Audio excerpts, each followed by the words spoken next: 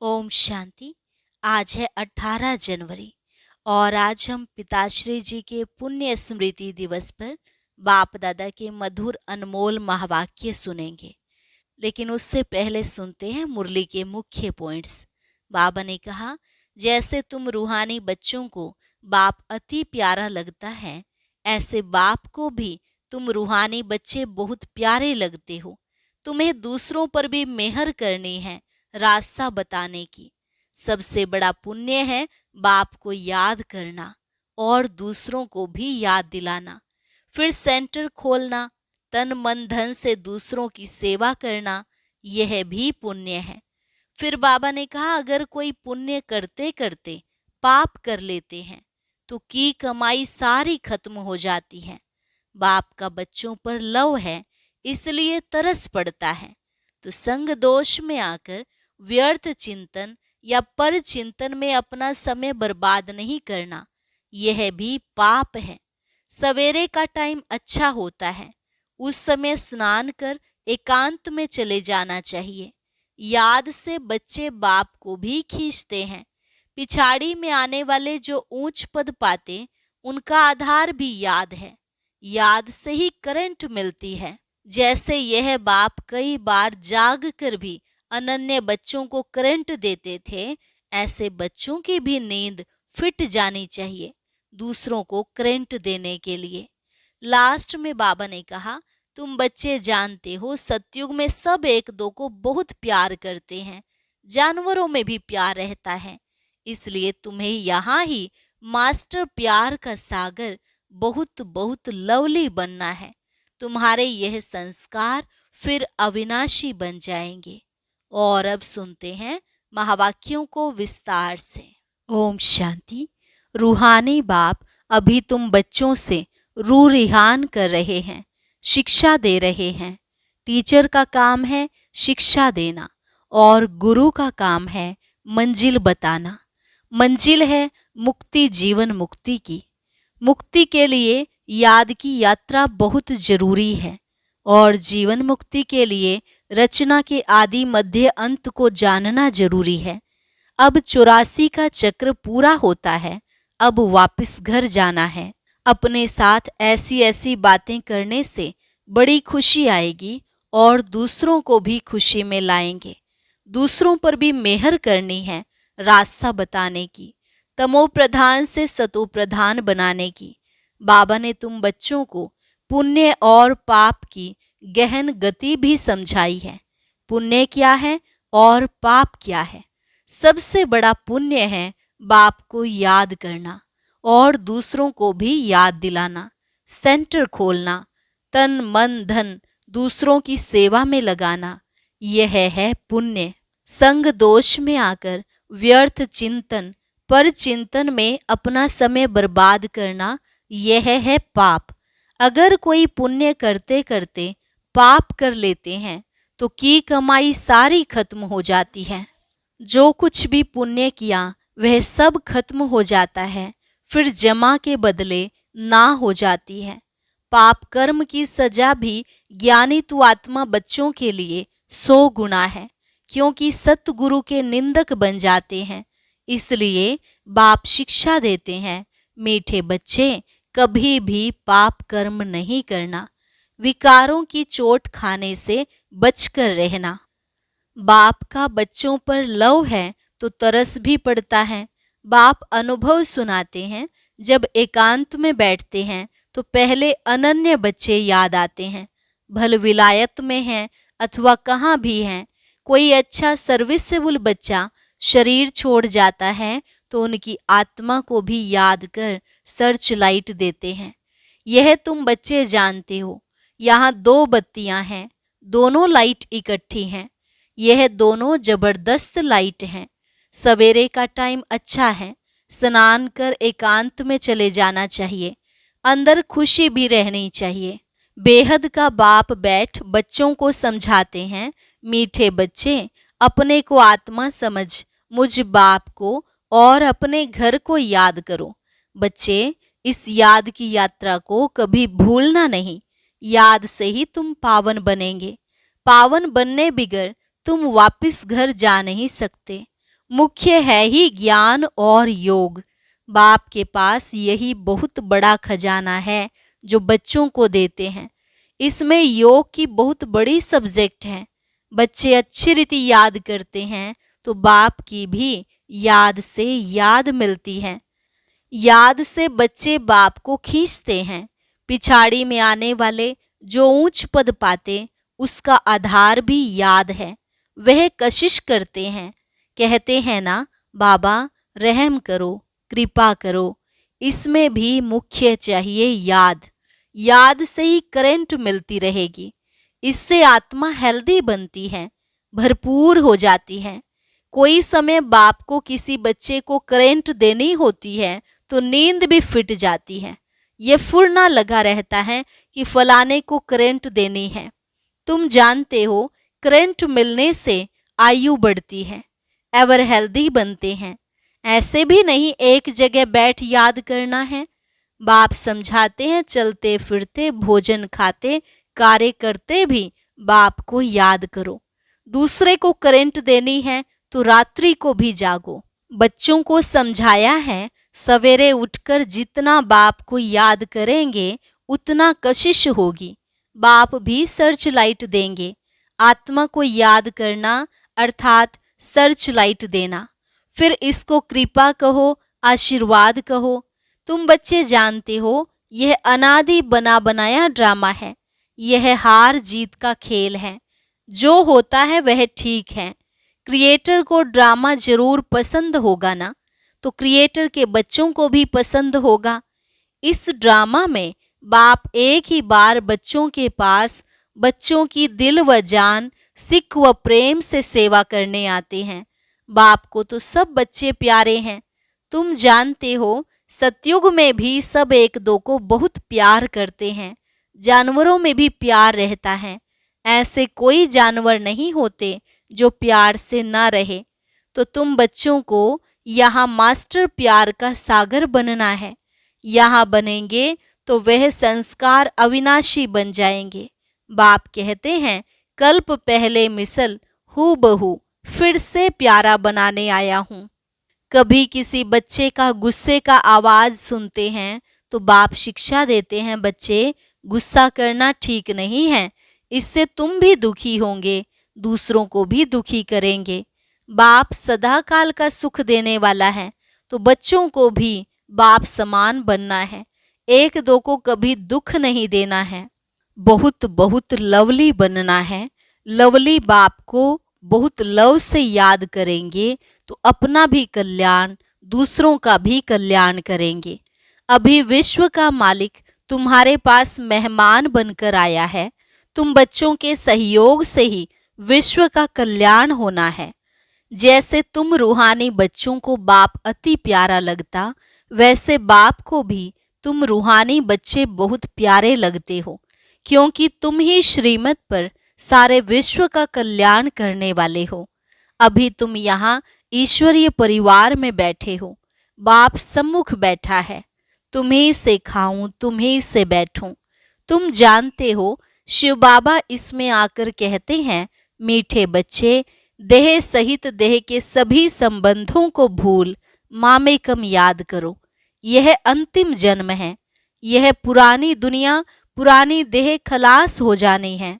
कहावत भी है, आप मुए मर गई दुनिया। पुरुषार्थ के लिए थोड़ा सा संगम का समय है।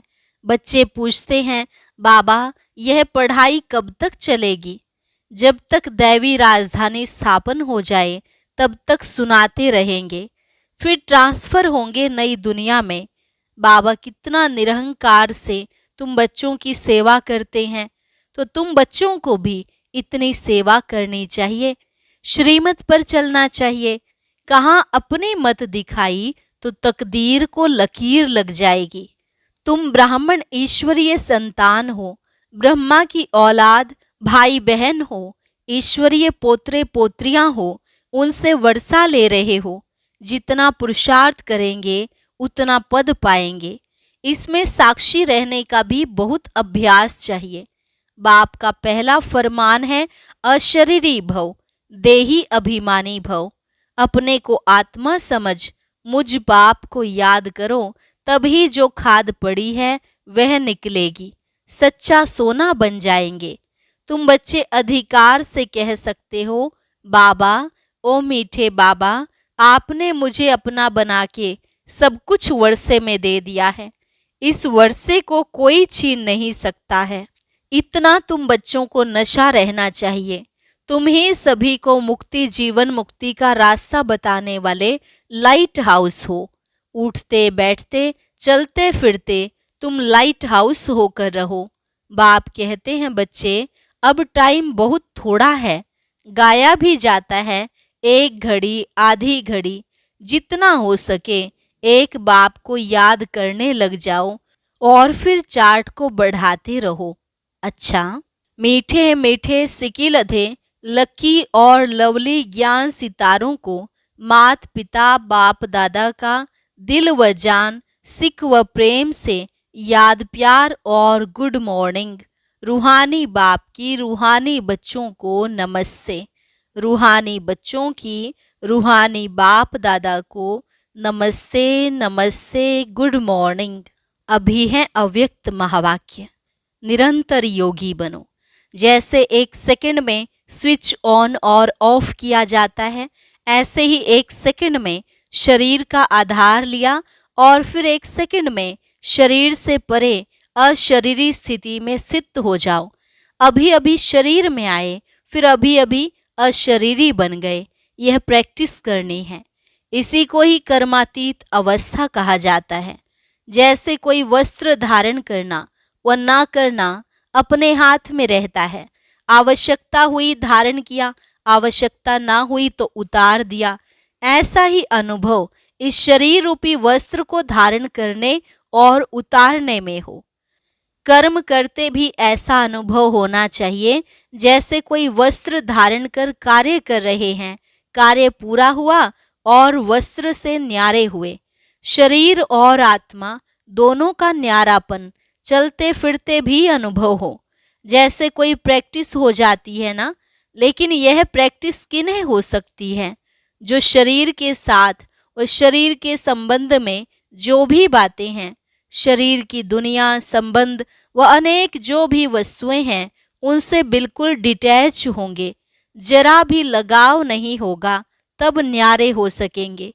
अगर सूक्ष्म संकल्प में भी हल्कापन नहीं है, डिटैच नहीं हो सकते, तो न्यारेपन का अनुभव नहीं कर सकेंगे।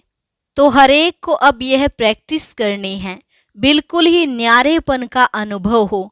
इस स्टेज पर रहने से अन्य आत्माओं को भी आप लोगों से न्यारेपन का अनुभव होगा।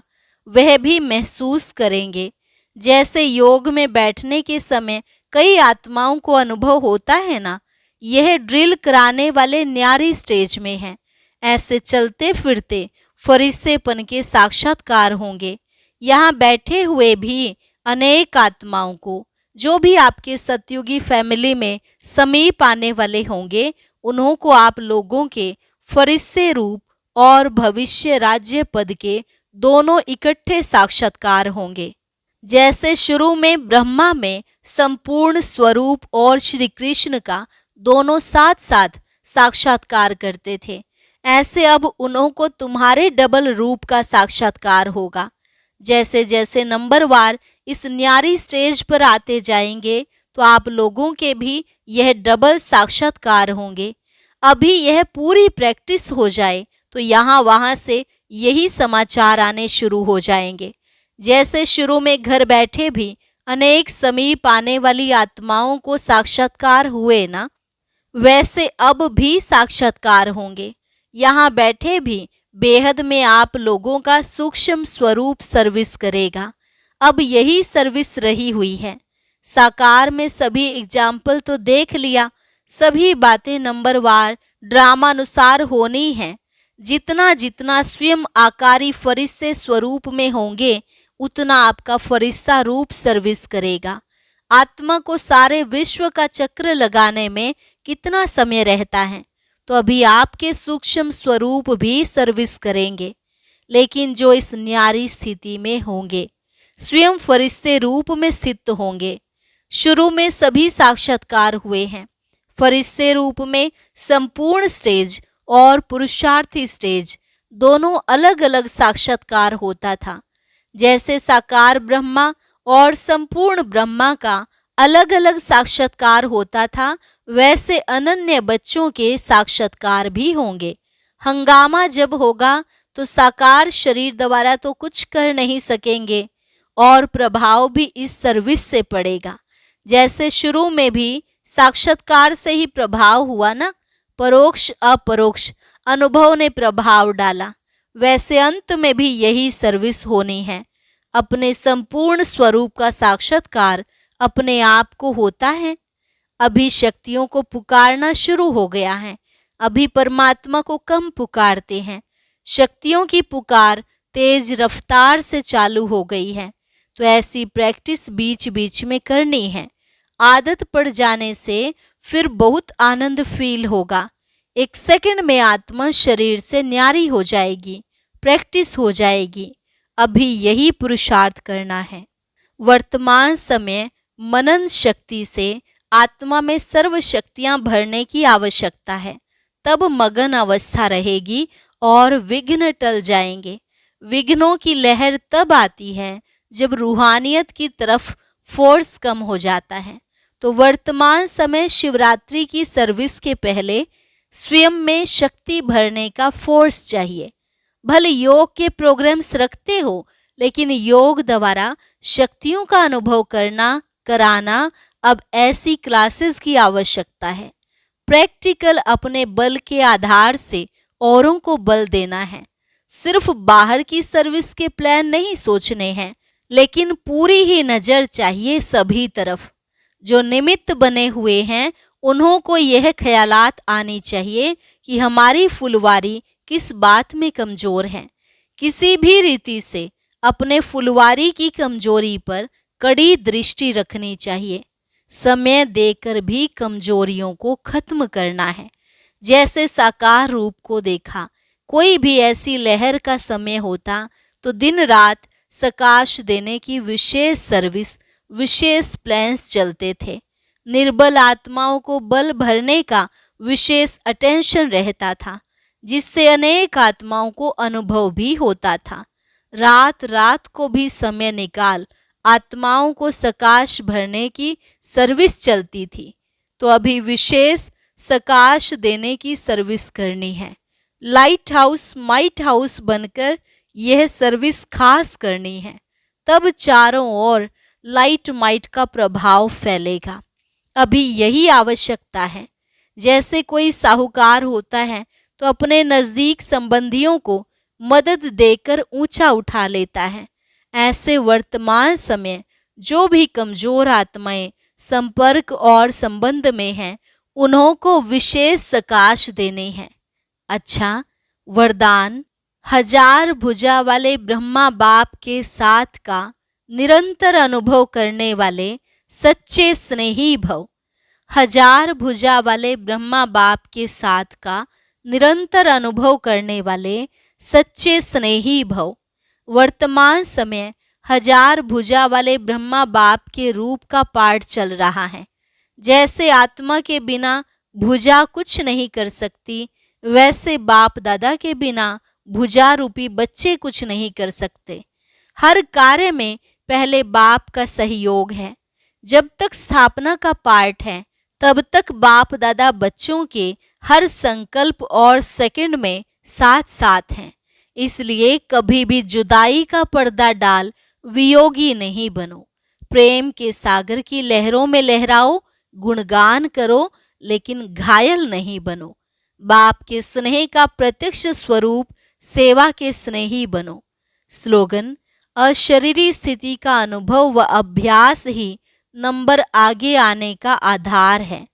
अशरीरी स्थिति का अनुभव और अभ्यास ही नंबर आगे आने का आधार है। अच्छा, आज महाकुंभ से जुड़ी एक बहुत विशेष वीडियो तैयार की गई है।